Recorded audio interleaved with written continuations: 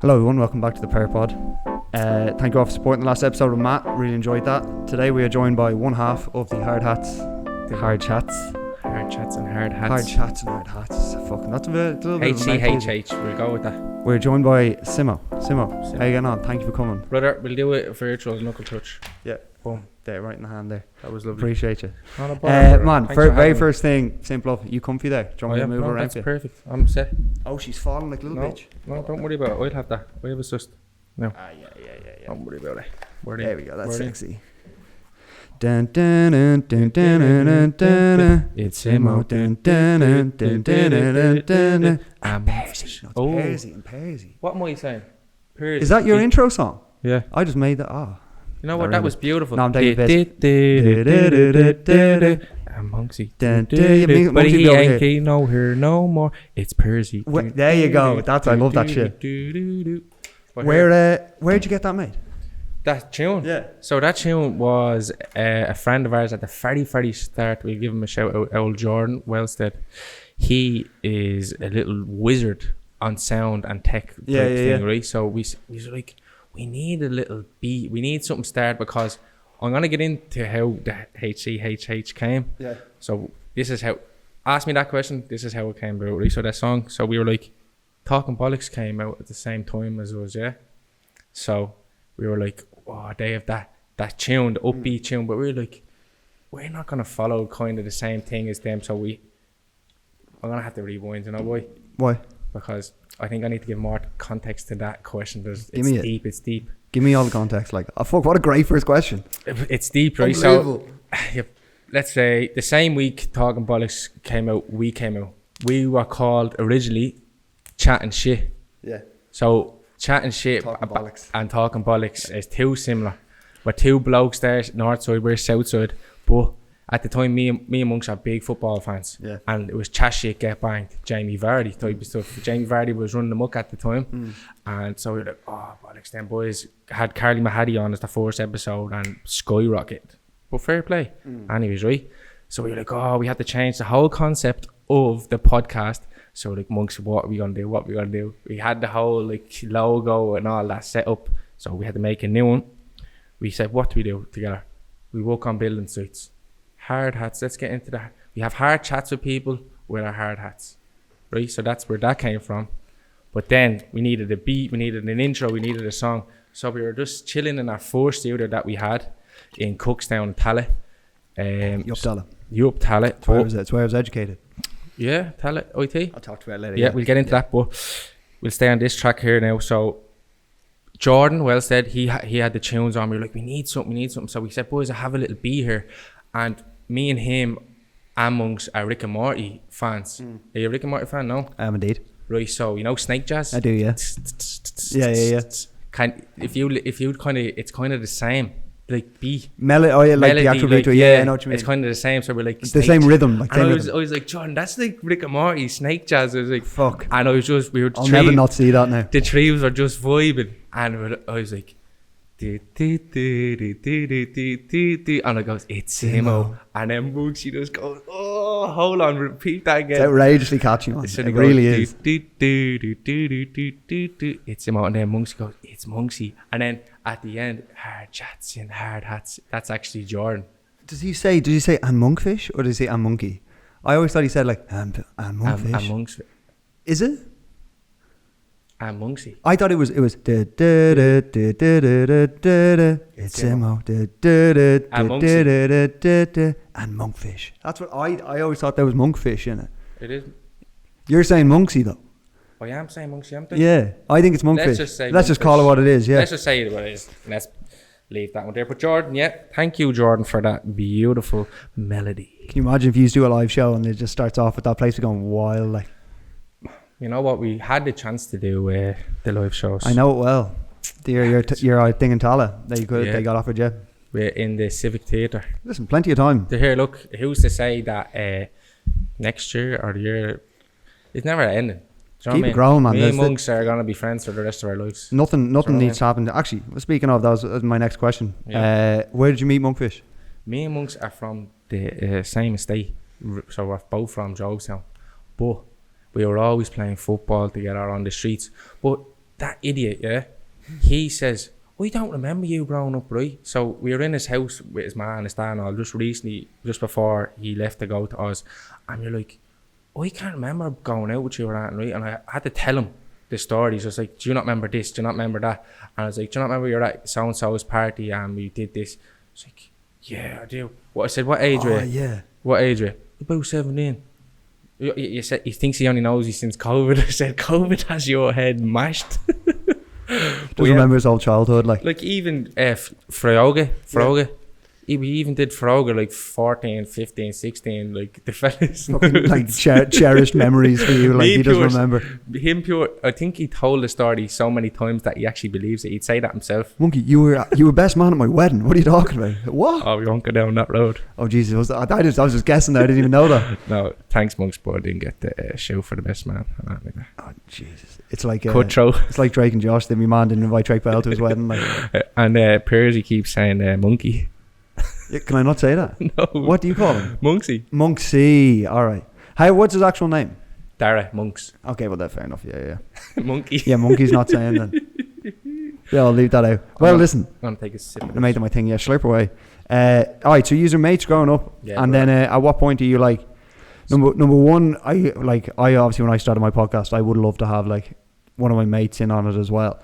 But it's just not their thing, whatever it is. What was the conversation when you were like, let's start one together? So bro, as you were saying there, so I was heavily and still am heavily, I would say even the whole world, Joe Rogan made me do this. Joe Rogan is the man. So even prior to COVID 2019, say I wanted to do a podcast and I came to Monksy with, so we were in a group chat called Kiltalon 2.0. And that's our state, the surrounding state of where we live. And there was probably like 30 to 40 young fellas in it. And I was always thought like Monksy was always witty and always funny. And I was like, Monksy, like me and you were probably the funniest in this chat. Let's go and make a podcast. This is November 2020 maybe. Yeah.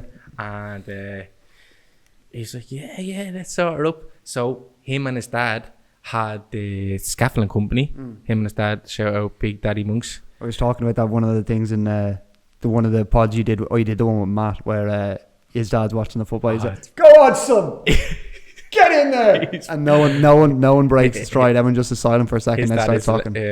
Darren is his dad. He's an absolute legend. Oh, he's so funny. And is that the back of his gaff there that he's doing out of one of the spare rooms? Yeah. So we obviously a big shout and thanks to him as well. Thanks to him throughout the whole thing because him and Monks everywhere. They had this offices, they'd get a studio as well, so it was kind of handy in that type of way. So they turned an office block that they'd rent and we'd have our little studio and we'd do it up to the nines. Like we had 3 different studios. Wow, and each one have their own little stories and their own little bits that I kind of wish I still had, type things. Like I'll give you an example from like studio number 1 in Cookstown. COVID time, so peak COVID, no one could go anywhere, and empty streets, man. Empty streets. Just think of a madness. And the Vina Divine we had on, and this was before visual. If this was visual, they came in full drag head to toe, and they were full of glitter. We had spinny chairs, but like not as good as these. There was more cotton at the back of them, and the glitter. Instead on this, I think poor Nathan, shout out Nathan, I think we gave him that C on purpose because it was full of glitter for his room. But yeah, we never got the glitter off. But we had them in our studio. They came about say 6:30 and didn't leave till like 4 a.m. We just were drinking and just having the crack like. And so how long did the end up being that episode? Oh, that episode was like probably 2 hours long. Fuck me. But and then what made you be like, let's just do it in fucking Monksy's gaff? We had to because the last one in Tala Village, that studio, what happened to that? The rent went up and Monksy's company was coming to an end. So we were like, we have to think about it. So much handy you'd have a place that you don't have to fucking rent, like, do you know? So we were thinking then, we asked, me and Monks were talking, like, what are we going to do? So we were asking, we have another friend, TJ McDonald, he has Elite Studios up in Tala, up in Baldon. Okay. So we contacted him. We were having chats with him, seeing what that was about. But we just had a chat with his dad and we said, can we turn your Darren's man cave into the Hard Chat studio? And it took a bit of persuading, but we got it in the end. It looks class, man. I think you did such a good job with such a it. Did you have to put vibe time in there to get it going? Like we made handmade. That's the beauty of the hard hats. Like, do you know what I mean? We handmade Good at their the hands, seats. fellas. Like them it's astro grass on the. I need that for my back garden, man. I swear to God, that's what everyone says. We need this on my back garden. I do. I have a little cottage in Rialto. It's fucking 3 rooms, but the back it has like this long strip, and I'm like, it's astro that. Put like a tiny little chair in the back, and I'll live out there, man. I'm telling you, this astro. People just say it's from Green Hills Astro Park, but we never robbed it. Me and Monks went and Bob. We went and bought Cuts it out like in fucking going down with a Stanley knife and just cutting shapes fun with out Dick of and Jane. You've seen that movie? We're just cutting people's lawns out to make his again. Get the fuck out of there. But yeah, we made them out of pallets. Shout out to Monks' uncle as well. He helped us build it. Yeah. He helped us build it. We built it in. I thought you were going to be like, he built it. No, we won't. We did build it. So in between 1 and Studio 3, there was Studio 2. Actually. And Studio 2 was... Studio on wheels, like a fucking caravan. Like Studio 2 was outrageous. It was so good. I think we peaked in Studio 2. Like it was like the glass door, glass doors, and on the other side of the glass doors had a L-shaped couch. Yeah, for socialising. Yeah, for socialising. And we had the PlayStation in there. We had the fucking barbers, is it? Like we had like the fridge. We had everything. We had fans on all the time. It was just cushy. Burning cash. Put all the fans on. Like, get that heat up as well. We won't say OnlyFans or anything like that. We didn't do any OnlyFans, and there was no. No, I mean like literally you're running the fans like up at the top, just burning all your cash. Like let it run. But you know where was it? It was just a place you rented. Like it was a place in Tala Village that we rented. Oh, lovely, yeah. But there's a couple of stories you probably know from listening and whatever or watching our stories. We were robbed twice. So I'll get into a bit of that. From Studio 2 in Tala Village, we were robbed by 2. What would you say politically? You'd say addicts. Oh, sorry, addicts. Yeah. You won't say junkies, but I just did. But they are addicts. But eventually, without the guards' help, word of mouth, we found out who they were. So we had to. But they nick all your gear. Right, so I'll have to. Right, so it was around Valentine's Day. Right, so let's give you a premise of the story. Right, so it was around Valentine's Day. Yeah. Percy, listen to this, right? It was around Valentine's Day. Monksy's ma, right? She's a little bit of an entrepreneur herself, right? Yeah. So she started. Go on, Debbie. So she tried to start up her own little kinky little business on Instagram. So she bought loads of Prosecco, loads of milk trays, loads of whips, oils, handcuffs, pink handcuffs. All right. Yeah. So all that was gone. The oils, the handcuffs. What else? So. I'll get to the better part of the story. So we found the guys. We walked them. You know what a bando is? The what? A bando. Like an abandoned gaff? Yeah. So we brought these guys to all the places where they had all the different parts. They robbed saxophones, sold them for £100. The thing's worth $1.5 Yeah, it's worth loads. Like imagine 2 lads. They didn't even walk. They had trolleys. They had Smith's trolleys. Down. We have video. Would have been a tough one for the guards to crack, like if they gave a fuck. Do you know what I mean? Exactly. If they gave a fuck, no, they didn't. But anyway, word of mouth helped us. People knowing people and seeing things and asking, "Did you buy this?" And it's a small place, Tala, but it's not. But it is. So we got the stuff. We went to different bandos. We went around. I was just fuming. You know what I mean? I was fuming. I would fucking lose my shit, man. Like me and Monksy, like. Put money into everything that. you had. Probably I know. Probably over about $6,000 between the two of us, and they start helping us out as well. Just before the camera kit sponsor, like. Well, this was during camera kit sponsor. Oh, did they? So camera kit? Did they give you any gear? No, but like we've bought like a lot. Oh yeah, you bought a lot of kit. It's expensive, man. The game's fucking crazy. Like different types of kit. Kit would break. We'd move. We'd need new wires, new things, road stuff, road that, road this, and like that. Just broke us. We were just like, what are we gonna do? Are we gonna continue this? And that day I was in work and I got the phone call. I said, Monksy says, Simo, I know where they are. I says, say no more. Meet you there in 15 minutes. Got them, boom. We went around, got a few bits. We got mics. We got like why cut wires to mics? Like if you don't even know what they are. They cut them up like They that. cut them up. Why do that? They were probably connecting. They was like, I don't know what the fuck to do. I'm just axe them off like. So the two fellas, I asked them, how did you get in, lads? We just chanced our arm at the back door, mate.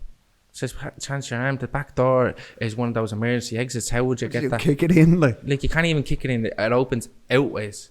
So they broke in anyway. You don't know how they did, but they got in. And I says, like what did you do? We came on the Saturday evening. We drank the Prosecco. We sat on his couch. Right. The most honest criminal I've met in my life. Oh, they had to be because they were smashed up. Yeah, good. You know what I mean? Let's say they were smashed up. Anyways, but we said there was so much stuff. We had to come back on the Sunday. They came because we were done on the Friday and we weren't going to come back. It's a gold mine, Davey. I can't believe it. Right, so they were sitting. It's funny now because like how far we've come since that. But they said the funniest thing is he says to Monksy, "Yous are them fellas that are on the wall." Like an autograph, man. Do you ever see the big circle sticker of me and Monksy? No, I don't think so. I'll have to show you. Right? What, you recognised you from that? Oh, that's user room. Yeah, it is. Love that pod, man. I need more episodes. I swear to God, you couldn't make this stuff up. But you should have them on. We got some stuff back, but some of the stuff, there was a very important USB that ended up in Athlone somehow. That had bank details and bank stuff for Monksy's scaffolding company at the time. And that was the thing Daddy Monks wanted back the most. And we got that, but it was cleared. So you had to do all the stuff back. Yeah, but at least, whoever got it probably wiped it as soon as they got it. Please God. But from that, we learned a lot. We get out there. That was we had to get out there as well. We changed lock, got security, more cameras, more locks, but it just didn't feel right that someone was sitting not for those criminals, like they'd be able to get in. Exactly. They're just levitating through the walls, like. And if you've seen these two fellas, you say, how could these even open the door? Do you know what I mean? The brutal honesty to be like, there was so much shit, man. We just came back on Sunday, got more like. So honest. Walking through the middle of the street, like it's $8,000 worth of videographer gear, like. Literally, and Prosecco's. Like I was in a bando, right, and I was ripping up pillowcases, mattresses. I was flipping beds. And underneath, I was holding mattresses up like that. Obviously, I had gloves on, and I was holding mattresses up. And open the drawers, and you could see the oils and the handcuffs. All in bits. And I says, mate, you must have had some fun with them views too. You know, just slanking them, winding them up. I was going into the showers. I was just snapping, just fuming. I said, I'm going to pull your shower off your wall. I'm going to. I was just some fella that was inside the sitting room. We went into this and you go in and take a right, but there's a sitting room on the left. Some fella opened the door, right, and he had a chisel in his hand. I said, get back in your door, you. But these are the things. Camera with you, man. These are the things that happen in Tala regularly. Just a madness, Tala. That's a fucking I wildest went thing. off there in a mad tangent. Would you have him? If you ever do a live show, get the two lads on. You know what? I would. Couch, and you know what? I do see. You know them. what they are. I do see them. Oh, do you really? Yeah, when I go down for a sunbed, I do see them. Little scavengers. Just fucking Scavenger Pro and Call of Duty. Outside the permanent TSB being like, back door might be open. Let's get in there. They won't do it again. Loads of money in there. They know better now. Hospitalised, we'll just say. How are you and Monksy as like podcasters different? What different? Like as in for me, I'd love someone to be able to like bounce stuff back off, but obviously I talk too much anyway, so I'd love to have someone who's a little bit quieter, maybe a little more thoughtful on the other side. So what do the two of you do differently? That's a good question. I think it depends on the episode and the person of the night. So like say where it go more MMA and more boxing, it'd be me more direct of like running that episode of where to be more not more of a clever, more of a, what would you say, screwed on type of episode. Monksy be more in tune. It's just there's so much variety of personalities. Yeah, that's what I'm saying. Like, so like it could be it differentiates on the episode, I think. But I'd say Monksy and I are different in only similar type of ways, I'd say. But I'd say we're very similar because we're very bubbly. We want to talk. Like our problem, like many episodes, nearly 70 episodes we got in, but we were learning because it's two. You gotta learn how to work with each other. See what we're doing? We're trying to talk over here. Yep. But that's it. It's a slow process of learning, taking control of the mic and just saying, let Monksy talk here, or I'd step in and I'd say what I'd say, and just let the guest then talk. So it's kind of it's a learning curve as you keep going. It's a dance, man. It is a dance. It's a tang. I'll tell you how it comes across to me. It comes across that, like, exactly like you said, that like Monksy would usually open it and like seems to be more so like has a hope for the plot of the podcast and tries to keep you on track where he can, but then allows you to like explore ideas and you can go off, but then he'll always be conscious, all right, let me get back to because use I like so many podcasts, and this is what I love your podcast, that you can have you'll open with something like even your one you had from Ashford Motors you had on. I just watched that recently. Love that podcast. It's so great. Interesting. Very good. She's from the same area I grew up, and she's a legend. She there was some like the intro, you got into some question, then they started getting into like Chinese, just out of literally the opening of the podcast. They're talking about some like the intro, and then she goes like, it's good, I had Chinese last night, and then straight into it was like, Chinese. I don't get about Chinese, and then like straight into, I love the tangent she can go off, but then I think it's great to have Monksy to be like, I'm back to. He dragged me back. He come back in, Simo, come back in, because my mind. He has you on a leash, and I go down loads of different rabbit holes, and I can't stop myself. Once I go down, I'll start going, and then I'll think of something else, and I'll go that way. And then Monksy will be like, let's get back to it. You know what I mean? So in a way, Monksy does keep the pace or the straight line. Who's like the organizer? Monksy, big time. Yeah, as in like guests, making sure like days and dates, all that kind of shit. Monksy, but I was the one saying, let's get this fella. I'd be sharing the profiles. He'd be good. And then that's as important, man. I'd share the profiles, right? Let's get him. Who's next? Bam, bam, bam, bam. Let's get him. Let's get her. Your fucking turnover of guests, man. It's because I'm trying to think of the very first one I got pushed. Might have been like the Conor Ryan one or something. One of the ones that got big push, and then started going back through. And you had fucking loads of people. We've on, man. had It's people crazy. that never had podcasts and now have podcasts. Loads. Darren Conway. Your man Lucas. I love that podcast as well, man. His podcast. I listen to his shit as well. I seen him on TikTok, and I sent him to Monksy. I said, Monksy, this fella, he's at the minute his numbers aren't good, but waiting to see this fella, he's gonna blow. Send it to him. Boom. He came up to us in his big G-Wagon. He had a white G-Wagon. He came up with his board, and he just thought, you know what though? You know what kills us sometimes is not lack of preparation, but because we're not tech savvy like what you would have. See the setup here. So what killed us in that episode, you probably noticed straight away, was lighting. We thought the lighting, it was bright as hell, and because it went on so long, we had the natural sun. You mean? Yeah, that's what I had. I had that the other day with fucking Matt. The last podcast I did, I left the blinds up and the sun was setting in my face. So like it fucking happens, man. Do you know what I mean? It happened, but it was real dark, and I didn't even notice. Not even gonna lie to you. I would have said more so. I would have been like, Lucas, get that fucking mic in your mouth. Yeah, come close. Yeah, because his voice doesn't sound like it's his. Fella, and he'd come back and he'd tell his stories. But that's why I do these chairs if I can, because it forces you to get close to it. But I found his fucking mad interesting, man. He's a motivational fucker, man. He's so motivational, and you know what? I think he is the person that made me go and listen to audiobooks. Do you want me to know what I've written here? Down to question number 7. Yep. The Lucas podcast, literally the one we're talking about. Yep. He talks about motivation, and you kind of are like, I guess in the podcast you kind of mentioned that you're like, fuck man, I don't know if I feel the same thing that you're talking about. That kind of like, you just have to go. He'd be like, you just have to go do it. Stop complaining. Go work 7 days, no break, and just don't enjoy it and just go for it. And you were kind of like, fuck man, I don't know if that's in me now. And that was about 8 months ago. So are you saying that there was like a catalyst for change there after that podcast? Big class, time. Man. So see the way he is, and what he says, just go. Don't think of it, just do it. Why have emotions towards anything? The reason why I think he kind of resonates with certain type of people, because it's kind of the Andrew Tate type of style from him, but just in a different way, a Polish way. Isn't it really like a Polish Irish type of way? But him himself and his board, he has about 8 different companies, man, and he was like, you have to have what did he say, how many TikToks are you gonna make from this? I says, we'll make about 4 or 5. I want 100.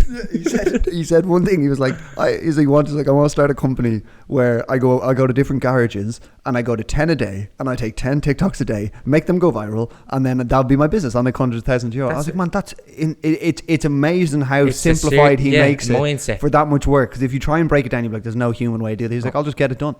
And like I guess he's probably got such a good perspective coming from Poland to be like, man, you don't even know what you don't know what rough is. Like man. even look at his stories, and he makes his workers do press ups in the morning.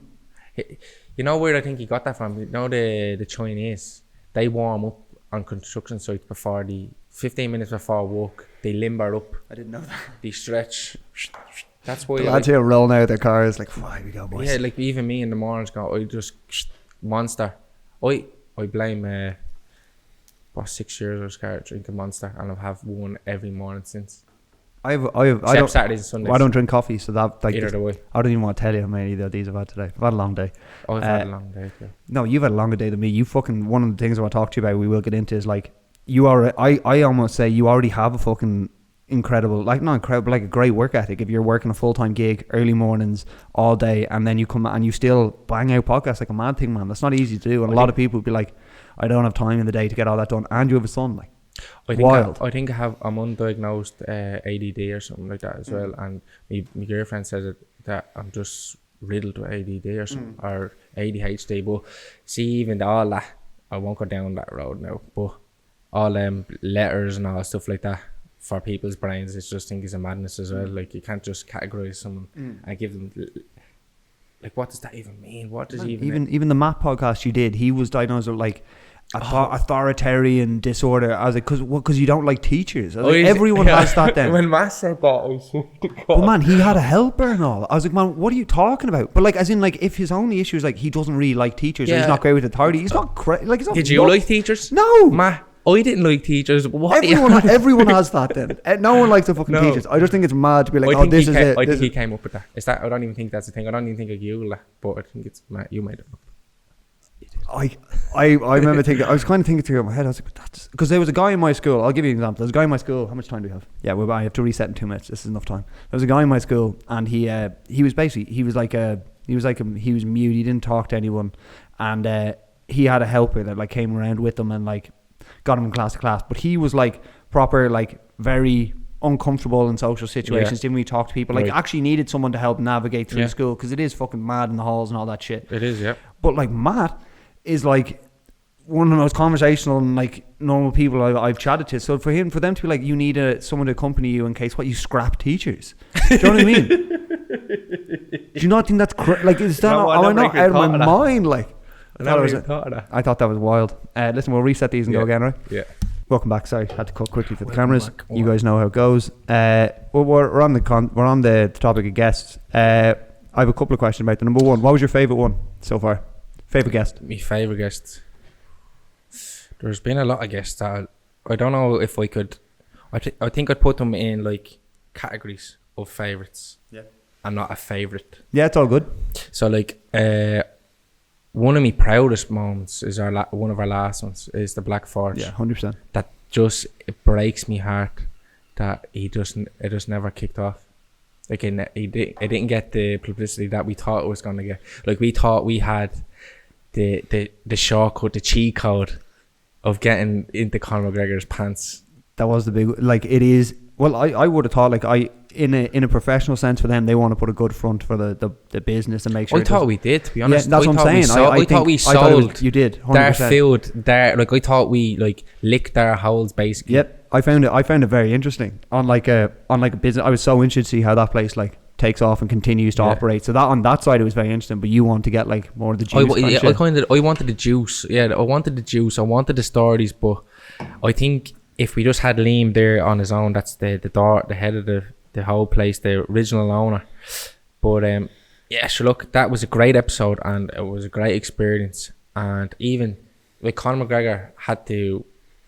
He's seen pictures of me and Monksy. Sign off that, yeah. He had to sign it off, and he says, "Yeah, them two boys look sound, yeah, not a bother."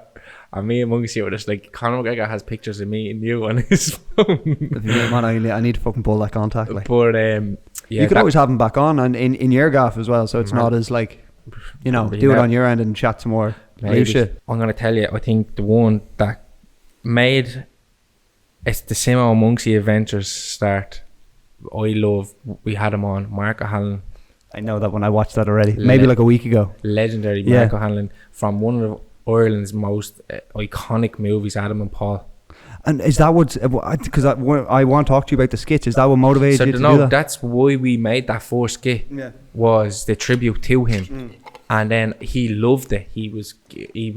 So we watched it with him in the studio after, and he was just chilling with us, and he watched it with us. That was the time when we had Fabu D as a co-host. Do you remember that? I do, yeah. That was a madness as well. But going back to Mark is an absolute genuine genius. Like he's so down to earth, and he's so smart and intellectual. But I don't know if you know the story or if you heard it from episodes, but how we contacted him. Obviously we contacted him and we were like, we love to have the pair of yous on, right? And Monk's not knowing or doing any research. Mark goes, I'd love to come on, but I forget, his name's gone from my head. But let's just say Paul is dead the last 10 years. She just goes, yeah, I'm sorry about that, but we'd still love to have you on. But yeah, I think that was the icebreaker.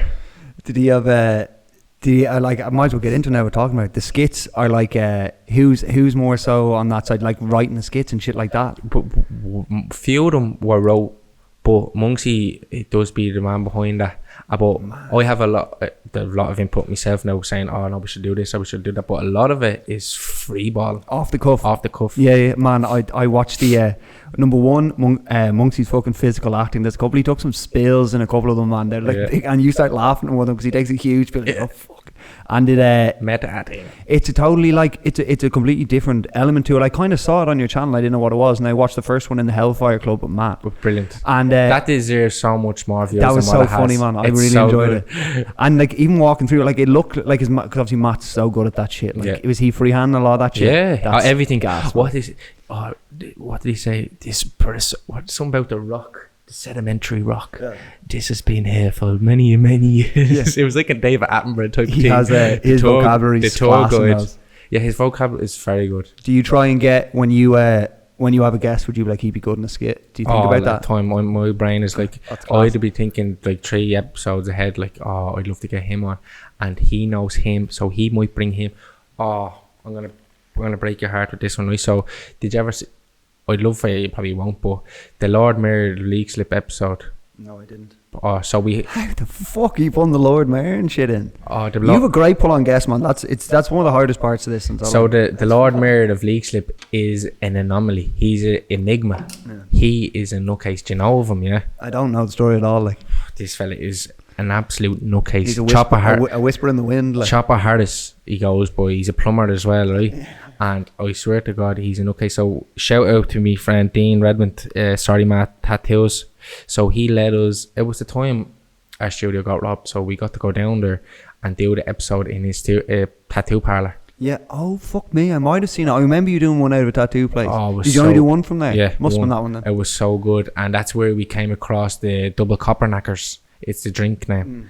So Copperberg and vodka, double vodka. Copperberg double vodka, my God, blow the head off you. But anyway, he is just a nut job. So we did a skit with him for 3 hours. The skit never went out, and I mean, this skit was going to be our best skit ever. So it was like he was bulky. He was bulky. Me and Monks we were looking to get our next fix. We were looking to go and get our next robbery or whatever, because it was just after the one we did with Fabu D. I don't know if you watched that. I did, yeah. I know Fabu D well. The story behind that one I'll tell you in a second, right? So we just got out with his and we were escaping. We had to go into town, but we ended up going to Bulkies to see if we can get a few quid off him. So we went to him in a caravan. He was in a big caravan. He came in a big cowboy suit with the buttons opened, with a big cowboy necklace on him and stuff like that. And he was just at the door. But like, we did all that and there was no sound for 3 hours of recording. And there was a scene in Monksy's where it was like, so it was a tune, but Monksy was up on the toilet reading the newspaper, and the goons, you'd say, these 4 goons come into Monksy's kitchen where we'd used, and so the story was I robbed like a kilo of cocaine from the caravan, and we brought it down, but like obviously it was wrapped up in like whatever way to make it look like that, but it was flour. Just let you know, it was flour. So as we were doing that, all the scenes. So there was a scene where they'd come in and I'd be like that at the end of the table there up there, and like the cinematic sound. Like, if I get the song, I'll text Monksy later and I'll tell you the song. You'll probably be able to play a little put bit it over the top of this. Yeah. So it was whatever tune that was, right? So you chase me, and like I'd get the flower and I just flip the thing up like that, and it's floating around, and they're chasing me and they grab me by legging the duck out the doors, and the cameraman Nate is looking. It was just unbelievable. Do you still have the footage of it? I think it's gone. Because that's what we were saying. Yeah. We said we'll dub over it. Yeah. We were like, nah, it'd be stupid. Like it wouldn't be the same. And do it like Japanese, and like a proper weird show. Like. But like it was just that was the one that broke me, because that was unreal. 3 hours of madness. And in terms of enjoyment, what do you enjoy more, the skits or the podcast, or are they different things you get to do? Yeah, they're both different in their same, but I love both of them equally. But to be honest, I love that because it kind of gives you a bit of acting. Like you get to act a certain way, and I love acting because it's not acting to me. It's just acting the bollocks. Some of the you obviously get some of the lads to do like little cameos. Yeah, like I had my son and I had my little brothers, had boys. Like, because we'd always try in an episode and try and say, "All right, Simo, all right, Monksy." With someone like, get in, yeah. You see it all the time, Yeah. and then you'd obviously get like a few of the lads to come in and do it, and some of them were like. It's just the difference in like some of the, like, you obviously know they're just blokes when they do it. That I think that's almost brings more to it. Like they just bring blokes in. I think it's hilarious. Like one where I robbed the potatoes out of the shop. Did you see that one? I have seen that one. Yeah. And I fall and he goes, Monks, you think I made that fall out? How do you get like shop? Do you just know the shop lads on shop? So this is all our local area. So we know everybody we know everybody. Yeah. Everyone knows us. Me and Monks, because we're popular around the area, so everybody knows everybody. It's and in terms of like, where would you like to go with that? If you can, just keep doing it. I would have loved to keep doing it. Obviously, if he ever returns, we'll definitely keep going with that. What's the plan? The plan at the minute now is obviously solo role. When did he decide the trip down under? I think it was always coming, him and his missus. He wanted to do it. He wanted a taste of it because they weren't tied down here. You know what I mean? They had no kids. They had jobs, but like they didn't have a house. They didn't have a mortgage. Do you know what I mean? They were living in her mom's. So why did I even say mom's? His ma's, her ma's. But it was like they always said it, but I thought they were always just shining out of them, you know. I have a load of mates going down there to Australia. Yeah, it's a big thing now. Everybody's going down. Do you have any? I don't see the pull personally. Maybe a holiday. I think if I didn't have Carter, I'd be living in America. Yeah. Australia's a huge, I don't think people get, like, it's a huge trip, like even now talking to me, there's so much stuff we could go and talk about. So like, let's go back to me age 16. Yeah. Me age 16, I probably wouldn't be sitting here now. Me age 16, say Saturday, I was in my nanny's and I had trials the next day to go to America. So my nanny says, don't go out that door and don't go down to that Astro. I says, I'm just going down with my friends and my cousins down the Astro. I says, come on, I'm not sitting in. I need to go out. She says, I'm telling you, Dave, if you go out there, I'm going to break you up myself. And I think she put the mockers on because I went down there, played football, and I broke my collarbone. The day before the trials, it was out in Malahide, these American group called Force Point, they were called. And I went out there, I was screaming, crying the next day. Obviously crying because I hurt myself, but it was hurt. Huge opportunity. It was an opportunity. Huge. So I went out there was 18 jerseys in the blue, in the red, and 17 in the blue. And I was just saying, that one of them jerseys was supposed to be mine. But fast forward that into age 20, this chance arose again to go to America. Did the trials, was picked, got my team in America, moved to Texas. Jesus Christ. I moved to Texas and it was like I obviously went to go to college but play football, but I was more on playing football. Like I was thinking, I was stupid. Not a student athlete, you're an athlete, like that's all you're thinking. I was going into the maths class and the teacher just kept asking me questions and I was like, do you not understand I don't do maths? I count money and that's it. I can't do algebra and stuff like that and Pythagoras theorem and stuff like that. I just can't do it. It was like hieroglyphs to me. So I never went back to the maths class after that one. But I had a good what was it called? I had a good result from the 4th semester. So that's what kept me in the team, because it was always on your stats. You have to have your grades to stay in the team. Your grades have to be up. But so I was kind of going off my ability and the 4th semester of my stats and stuff like that. So, but I was very good in the comprehension class and English and stuff like that, because I was writing stories to beat the band and stuff like that. And the PE side, physical education side, but that's what I went to do. So there's a lot of teachers that were fond of me as well, because like Irish lad, I went over with 8 Irish lads. So so the scholarship was split up. The pot they had for, say, a student was split up between 8 and not just one, not just for me. So I thought, oh, happy days, I won't have to bring so much money. But they don't tell you that. They don't sell you that part of it, like that you need a serious backing behind you when you go over there. So if anyone is going to America for the college and playing ball, make sure you have a good amount of quid behind you. So save up before you go. Or because the J1, you can't get a job on the J1. On the holiday visa? Yeah. I think it's just, or like I got one for 3 months. I got a J1 and we worked in a fucking moving company, like, so it was mad. But like, I know they're real strict on. So I was cutting grass and marking the pitch and getting $15. Yeah. Do you get me? But like, I had money going obviously, so it was like $5,000 or something. You think you get a grant or something to let you live, subsidise you or something? But it was coming down to where I was getting fairly homesick. I was like there for 6 months or so, and I was getting fairly homesick, and the money was drying up. I was like, I can't keep asking Mad to send me over money and stuff like that, you know. So it was kind of like, try and keep going here, where I'm eating cereal every night, or just come home and just get on with my life. And your hope is to, like, obviously at that you're trying to get picked up like MLS scouts and stuff like that. What my problem was, I went over injured.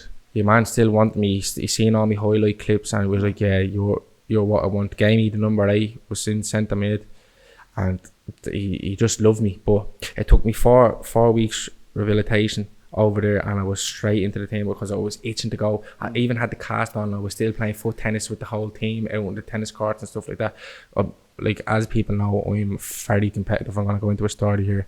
Again, I'm sorry for the tangents and stuff like that, but it's kind of the point. Let's shout out Pell for charities, right? This, yeah. Pell, right? So Shanice, right, and Nia Gal.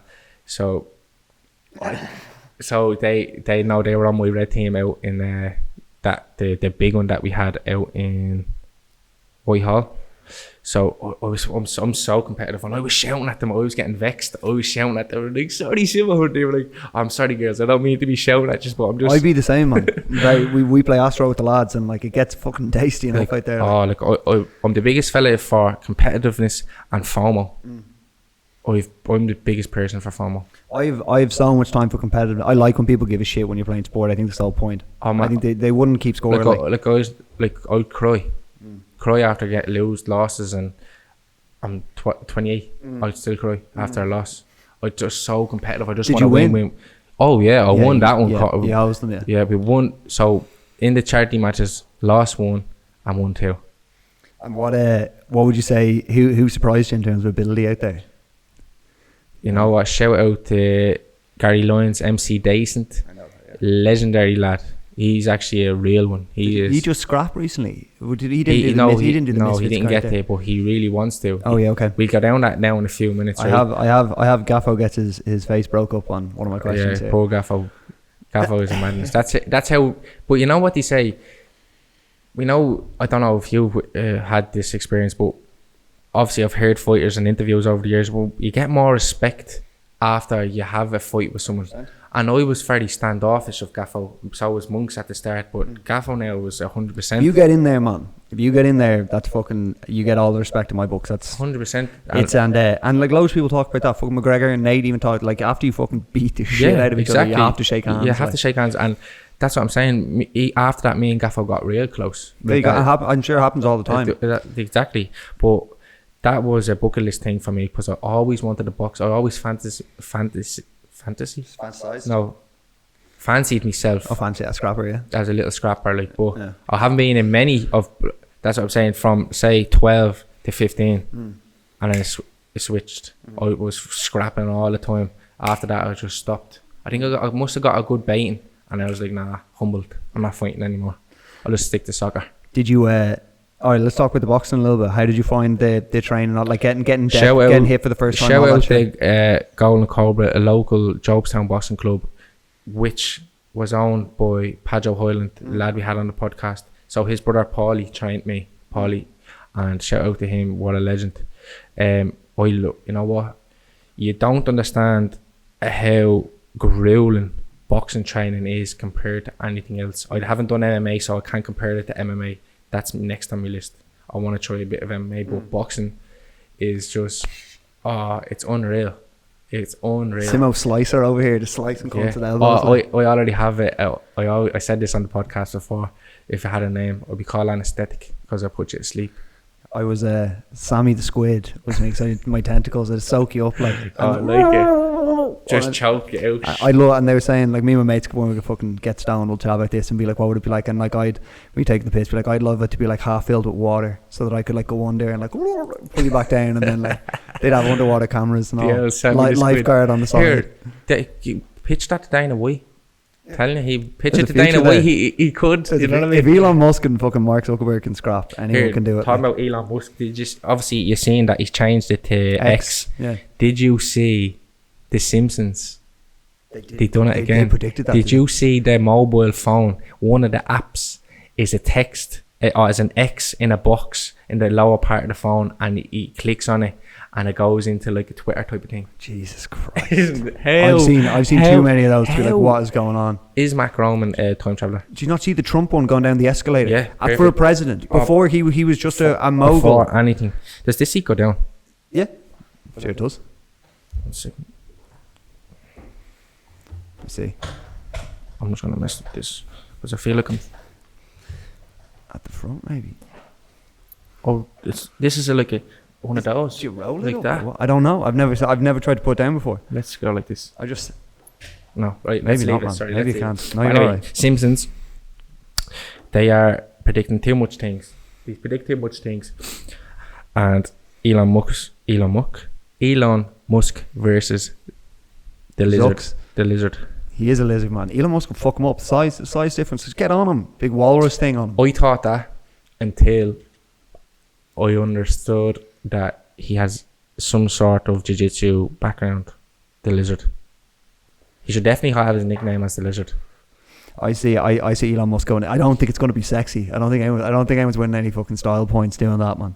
But when you were scrapping walking out, were you shitting yourself? Oh, the night before I had a dream. I woke up in sweats. The dream was Gaffo slaughtered me. Right? I was having self-doubts now. I was saying, oh Lord, there's so many people going to be here that know me, all my friends, my uncle, my family. He's going to be bobbing like and Tyson. I was like, Gaffo is going to slaughter me. I woke up in sweats. Then next day I says, do cop on something. Just come on, let's go. And I was buzzing for the night.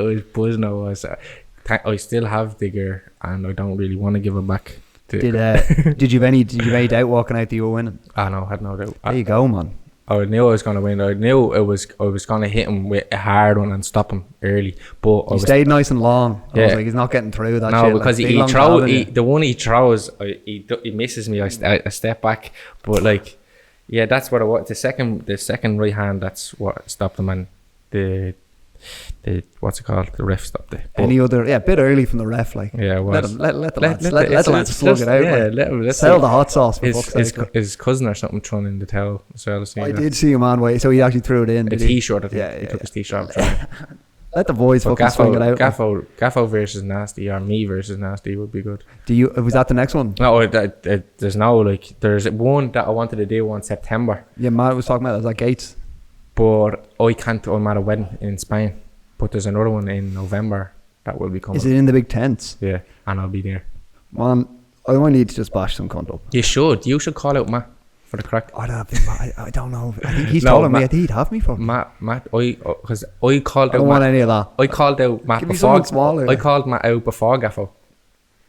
Did you really? Yeah. I don't know about all that. Before Matt. Had you seen him in person at this stage? Yeah, no. I just seen him. So this before he proper blew I just knew him as the Hino guy, and I was making videos. That's me now. Big joint in me mouth, not.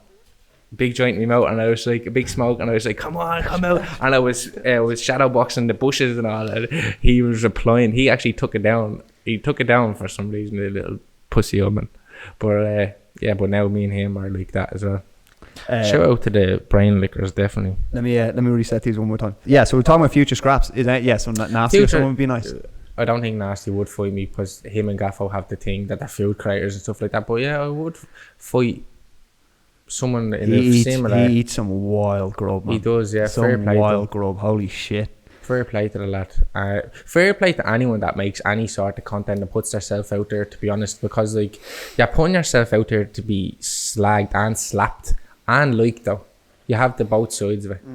Because there's a lot of haters and there's a lot of fake pages. There's a lot of, but on the opposite side of that, there's a lot of love and there's a lot of encouragement and there's a lot of flowers. Have you found a bit of a community? Like, is there a bit of a community of creators in Dublin? So this is my theory and I stand by it 100%. I think me and Monksy are the ones that brought the group of TikTokers that you see mostly around with each other together.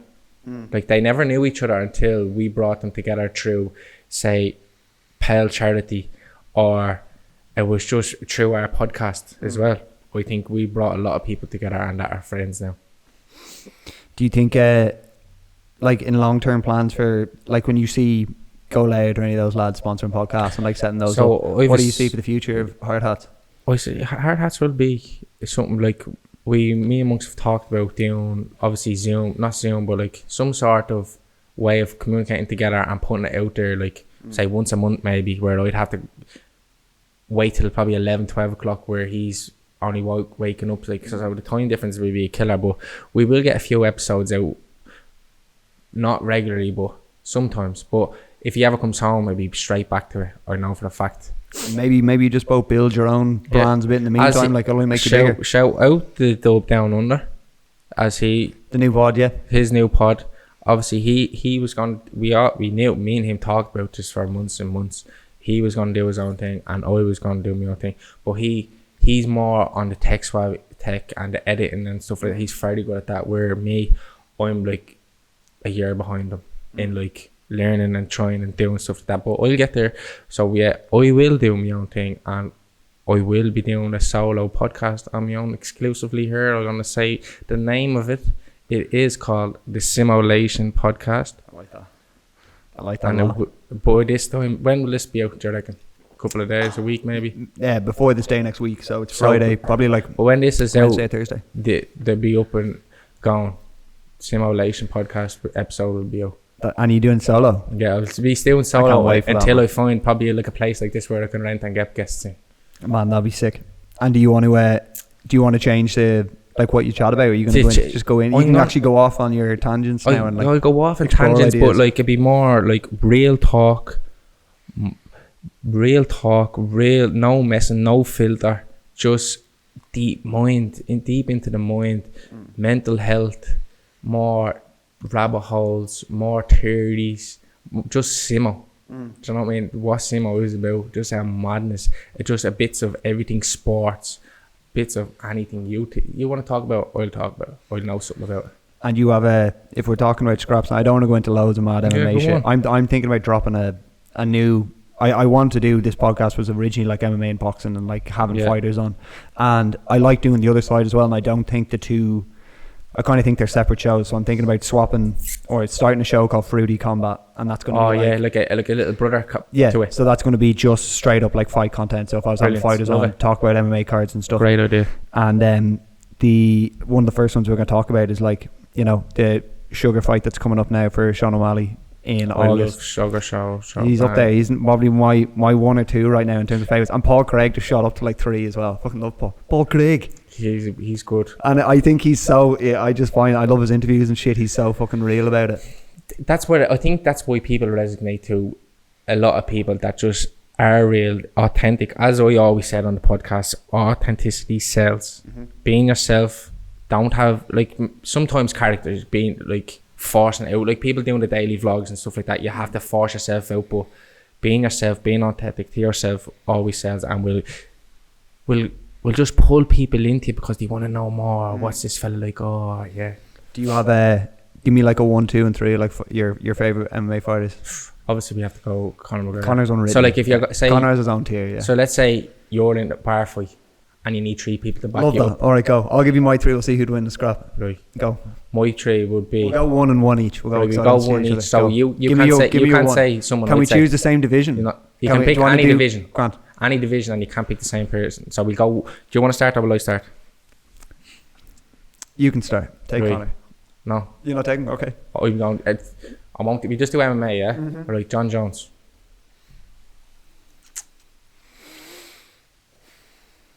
Okay. I'm going to come back to my heavyweight because I need to think about that now because you fucked me a little bit on that. But like, I take Izzy. Right. I'm gonna go NGannou. So there you go straight away. Is it Take boxing a now, like? sup of these I'll take fists, mate. I'll take Stipe. And I'm gonna go for the little fella, and I'm gonna take Mighty Mouse, prime Mighty Mouse. Demetrius Johnson. I just need to think about this for a second. You're done. I'll take Tom Aspinall as my heavyweight. Ooh. Beautiful fighter, man. Nice. Beautiful mover. But yeah, you've got a solid batch there. We'll have to wait now if Aspinall fights Jones and see who actually wins, so we can actually say, right, Simo, Jones is gonna beat you, Grant, or else I don't know. I think John's the best ever. A quick one. I think John's the best ever. Fury or Francis Ngannou? I think Fury boxed the head off him. Fury is I think he pieced the him up. best master of movement for a heavyweight, even let alone any sort of division. He's a dancer. I'm gonna go in not a little bit of a tangent, but just Go for it. So you have Tyson Fury, who just fought 3 scraps with Deontay Wilder, who's the biggest Heaviest power puncher ever in boxing. Yep. He is specifically a boxer, and he is unbelievable knocking out people in boxing. Francis Ngannou is a huge hitter in MMA. He is a huge Stiff. punch power. Boxing is a completely different sport. Space is totally different. The way you fight is totally different. And if Tyson Fury can take Wilder's best, beat Wilder, knock him out multiple times, and you're saying that Francis, who has never had a professional boxing match before, is going to come in and box the best ever and knock him out if fucking Deontay Wilder couldn't do it, I think you're fucking crazy. I'm so happy Francis is making 30 million quid or whatever he gets, and that's amazing. But if you think Francis is going to knock him out, get him early, you are dreaming. Unless a freak accident happens where I don't even see it. I can't see an outcome where Tyson loses. But let's say there is that 1% chance where he probably rolls him and catches him with no hand, right? Or who knows what he can do. But that's what we said when McGregor were like, McGregor was going to beat Mayweather, and I really wanted him to beat him. I put my we were in a Buffalo Wild Wings in Canada, and when Conor lost or got stopped, I put my fist through a fucking wall in Buffalo Wild Wings. Didn't realise I did it. I was just fucking so pissed off. Oh, stop. And when he fights, the whole country is fighting. Yeah, man. Do you know what I mean? It's a madness. When he hit him with the uppercut there, I was like he's fucking he's fucking won it. I was like, he's fucking won it. It's brilliant. But what a fucking man, that was the biggest spectacle I've ever seen. I didn't even appreciate at the time how fucking huge that was, like the press conferences. Like, obviously, we'll say of late passing Sinead O'Connor, the most iconic walkout ever. It is still. I watched it today. Getting chills now talking about it. Today and yesterday. Today and yesterday. It was. What's the day? I had the walk on the speaker in work, and my God, when I put it on, I was just I got it up the back. When Conor turns and she's like over him, like walking out. Fuck yeah, man. Fuck yeah. Iconic. What a moment. That's so sad, man. It's so sad, man. It's like, I think she lost her son last year to suicide, and I think I can't even fucking imagine, like, what a woman. What a woman. And iconically, she is forever a great. Yep. She'll live on and forever. She called people out, and she fucking genuinely gave a shit about people. You can see even like she had no fear going on to like RT. She obviously didn't give a shit about like her public image. She wanted to like, she used her platform to try and help people, and it's so sad, man. The videos that are coming about now over like of late, like the last couple of days of just re-recording videos of her saying, it's actually so sad to see her in that state and saying all the things that she has said, like she's lonely and none of her family. I don't even want to go down because it gets so sad, doesn't it? But let's say on a light heart type of thing, we'd say, yeah, if I was to call anybody out, I'll get to the story. So Tuesday, Jobstown, Tally, I'm getting ready to go to train and get my little fella ready for his training, and so I walk out onto the road, talk to one of the boys, and who goes by me on a Fido on an electric bike, Terrence Power, and I'm like, what? I said, Terrence, come back. So he was like, what, you know, just messing, right? He comes back on the bike. I'm like, what are you doing here? And joke sound, and he's like, there's nothing here, is there? It's just fields. I says, that's what it's, look, breathe that in. I said, fresh air. That's what I run my miles every morning. It's in those strips. It's a madness, right? So we ran into him. So obviously everybody thought there was some sort of beef between the hard chats and Talkin Bollix or whatever. Even myself, I was like, oh, not like, grain does not look well on me. I'm not a jealous person towards some sort of things. Yeah, we all have a bit of jealousy in us, but I had a great conversation. I was nearly late for training. I could have talked to him for ages. There was no cameras, there was no nothing. It was just me, him, and another lad, Deco, shout out Deco. But he's actually so genuine. He's a genuine bloke, and he was saying, comes across in his podcast, to be honest. I was saying to him, lad, some of the podcast, because I reached out to him when he was saying I'm taking a break and stuff like that. I says, lad, keep your head up. I says, you're doing amazing. The podcast is doing savage. And he just said, thanks very much. Hope you're doing well. Because I said to him, look, my own experience with mental health and stuff like that. But yeah, genuine bloke. Had a great conversation with him and his sound. And I don't think he wants that smoke with the same fella anytime soon. The podcast he did with his brother, when his brother came on, like that fucking, like, I'm sure that helps so many people, man. Exactly. Normalizing that shit. But as I said to him, I said Southside versus Northside, and he was like, Northside definitely takes you. And I kind of agreed with him, because like, if we had Southsiders going against Northsiders, I said Southsiders would probably go against each other and not even get to the Northside fight. Yeah, you just have Kiefer Crosby on the north side just looking at you being like, yeah, exactly. You don't want any of that fucking shit. Like. Yeah, he's a sound and their sound. And then the only other thing I want to chat to you about, they want you to kind of expand on. Did you see the shit about the alien stuff that's come out recently? So here we go, aliens. They straight up, your man, he was head of like aerial. David Gash or something. He's like the head of the Navy, like aerial Madness. Wing and some shit, and he was like straight up, we have since the 30s. Yeah. So like there's like three types of aliens. You have the grey aliens, the white aliens that are like tall, coloured Scandinavian type of looking people, and then you have the little green aliens. But like, what type of aliens do you think they're actually like seen of being in contact with? Like what does that alien look like? I actually saw a video where they zoom in on apparently real footage, you just don't know, but they zoom in and the shape of their heads, they're white, and the shape of their heads is that typical alien one with the big huge brain. And now people are saying the reason they're so similar to what's being portrayed in movies is because someone has like leaked. It's true, like they've seen it before and they go, this is what the shape of them is. That's what yesterday, because we were talking about it in the chat, I googled like what was the first ever alien movie? Alien, was it? That's what came up, alien. But I actually mean like extraterrestrial, like first ever movie about outer space aliens. Yeah. And I still don't know. Other life, I have no idea. And but like now, I think I believed in it anyway. I think. But there, look, Earth, space is too big for it's Earth unlimited. To be like there's no way. The only life force out there. Like, do you know what I mean? They said that with the shit that's coming out now, they were saying that the technology they found on that ship is like thousands and thousands of years ahead of us. Like. So there could be all different types. So they could be either 1,000 years ahead of us, 10,000, or even 1,000,000 years ahead of us, where they're just entities and they don't even want to be near us because we're so stupid and idiotic to us. But there's so many different things we could talk about on this. Where like they're saying they heard the first sighting is after the first nuclear bomb went off. Yeah, that's what they say. So the first nuclear bomb attracted them. They would have been like, what the fuck actually figuring out this thing that could destroy the whole Earth. So that's when they draw them in and they're like, ooh, what's going on this little planet here? What's going on in this dirt? I hope more, because like they asked him, they were like, have you ever made physical contact with one? He was like, I'm not at liberty to say. He's not. He was like, I can't say, but I've been in contact with people that have been in contact, and we're like, and he's like, can we have the list of those people? And she's like, yeah, I'll give it to you after. I was like, what? So there's actually a list of people. Oh man, I would say, even they asked Donald Trump once, they were like, is alien real? And he's like, I'd love to comment. I really, really would, but I can't say. And they'd be like, but yes. And you're like, but like, even thought, there you go, that's something just putting a memory. Al Foreign.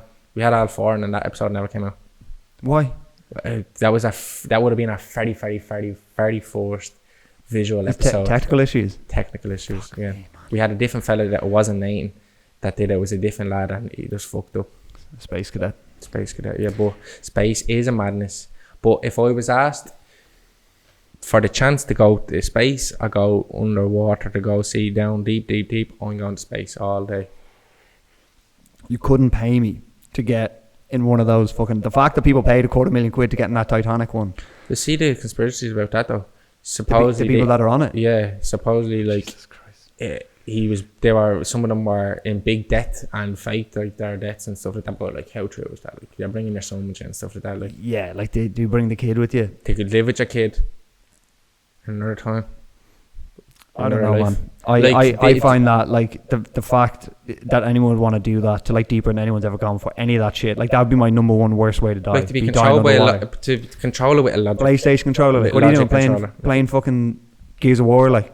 Fucking Outcast Matt there, just fucking driving. We never played Gears of War. I was never into it. It was more I played it. GTA, not even. What was it? Splinter Cell. Something like Halo. I wasn't Xbox, I was PlayStation. Did you ever play? I'm gonna go as far back as I can here. Like the first game I ever played. Do you remember like Kingdom Hearts? Remember any of those games? No, you ever played what about Abe's Odyssey? No.